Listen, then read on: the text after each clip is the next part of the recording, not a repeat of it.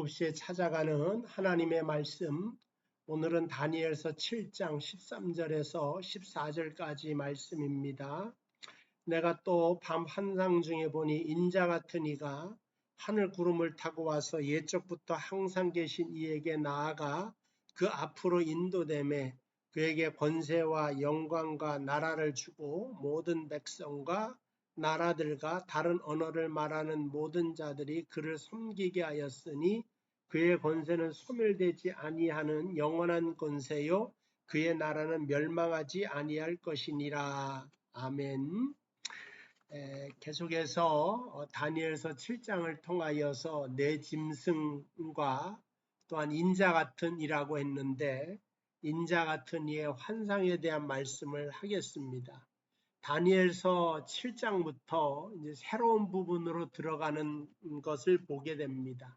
1장부터 6장까지는 이제 역사적인 서술이다 그렇게 보는 거고요. 7장부터 마지막 12장까지는 이제 계시 문학에 속한다 그렇게 되는 거예요. 그래서 하나님께서 특별히 환상 중에 계시하고자 하는 내용을 통하여 성도를 격려하시고 용기를 주시는 용도로 사용하고 있는 것을 보게 됩니다.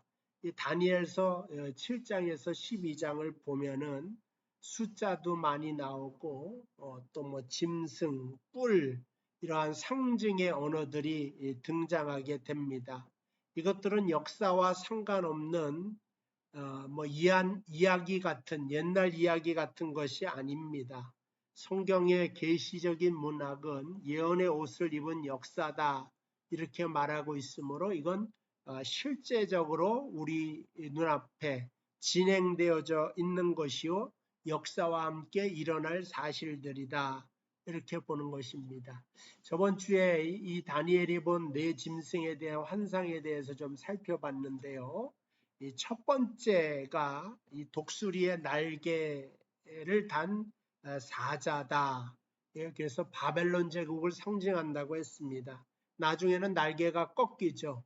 바벨론의 제왕인 느부갓네살 왕이 자신의 인성을 다 잊어버리고 완전히 뭐 정신이 실성한 상태를 나타냅니다.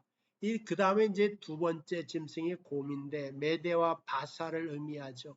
곰의 이 사이에 있는 갈빗대와 많은 고기를 먹으리라 했는데 어쨌든 주변의 나라를 다 집어삼키는 그런 나라였습니다. 이 세 번째는 이제 표범인데 표범은 뭐 빠르기가 엄청 빠른 짐승으로 대표적이고 표범도 빠른데 새의 네 날개를 가졌다. 그 다음에 또 네 머리를 가졌다.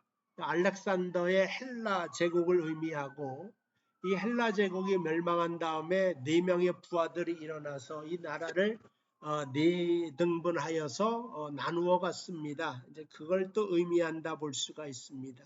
네 번째가 이제 로마 제국을 상징하게 된 권세 있는 짐승에 대한 설명입니다.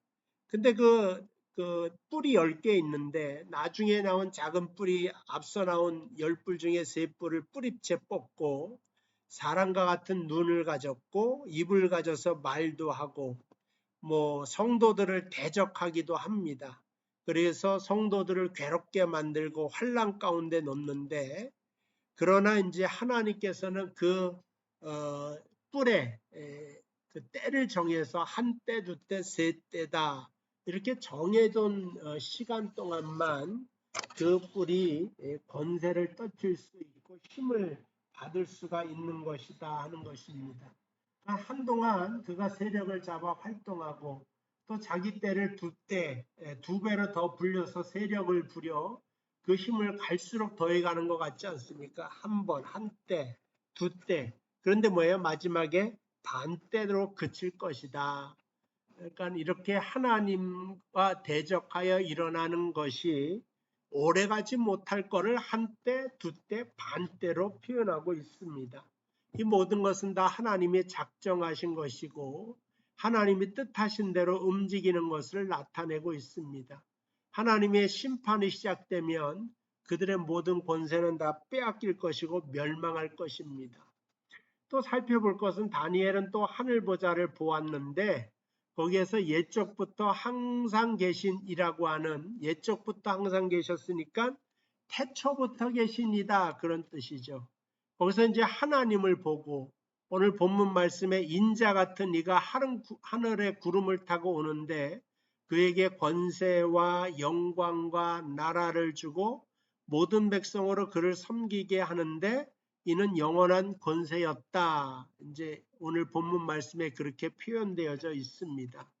그러니까 주님께서 이 땅에 오셨을 때 인자라고 자기 자신을 불렀던 적이 있습니다. 복음서에 보면 본문에 인자 같은 이가 그래서 바로 예수님을 상징하는 것을 볼 수가 있습니다. 그러니까 예수님의 권세는 영원한 것이고 주님의 나라는 든든하게 세워져 갈 것임을 오늘 다니엘의 예언을 통하여 계시 문학을 통하여 우리는 발견하게 됩니다. 하나님의 계시가 역사의 마지막에만 일어나는 것이 아니라 벌써 그 시작도 하기 전부터 하나님이 정하신 뜻대로 움직이며 하나님의 역사를 주관하시는 영원하신 하나님인 것을 알려주고 있습니다. 우리가 또 생각해 볼 것은 그 역사의 어려운 시기마다 다니엘의 이 말씀을 가지고 성도들이 힘을 얻었습니다. 왜냐하면 하나님께서는 그 아무런 역사 가운데서도 그 역사를 통치하시고 섭리하신다는 그 메시지를 다니엘서를 통하여 우리에게 알려주고 있는 것입니다. 이스라엘은 멸망했지만 하나님의 나라는 세워지지 않습니까? 주님의 나라는 영원하다고 오늘 하나님께서 우리에게 알려주고 있는 것입니다.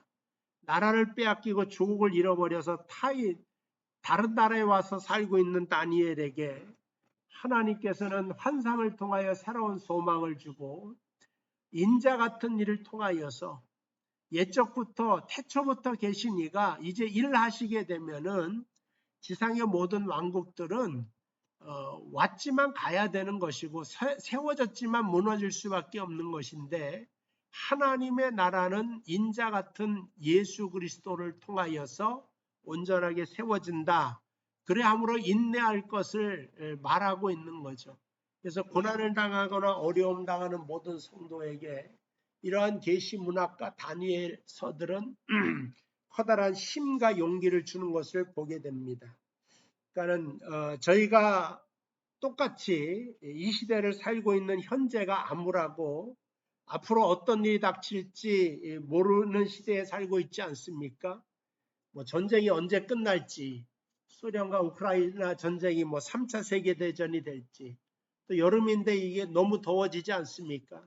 기상이후가 어떻게 될 것인지, 식량 문제가 어떻게 되고 코로나 문제가 어떻게 될 것인지 아무것도 모르지만 그러나 이 모든 역사를 주관하시는 하나님 손안에 모든 것이 달려있다. 근데 그 하나님은 자비로운 하나님이고 우리의 아버지다. 이것만큼 커다란 소망의 말씀이 어디 있겠습니까? 하나님께서 역사의 주관자시고 우리들의 아버지가 되신다는 사실을 기억하며 우리가 현재 암울한 현실 속에서도 늘 소망과 희망을 가지고 살게 될 수 있게 되기를 주님의 이름으로 축복을 드립니다. 기도하겠습니다. 하나님 아버지 은혜와 사랑을 감사합니다. 다니엘서를 통하여 하나님은 영원하신 아버지요 하나님의 나라가 굳세게 세워질 것을 믿습니다. 우리가 천국의 백성으로 이 땅에 살아간다는 사실을 기억하며 승리자로 이 땅을 살아간다는 것을 기억하며 세상의 권세가 때를 얻어도 한때 두때 반때뿐이라고 하는 사실을 기억하며 인내하며 오늘도 주께 영광 돌리며 살아갈 수 있도록 인도하여 주옵소서. 예수님의 이름으로 기도하옵나이다. 아멘. 감사합니다. 안녕히 계시고 오늘도 좋은 하루 되시기를 바랍니다.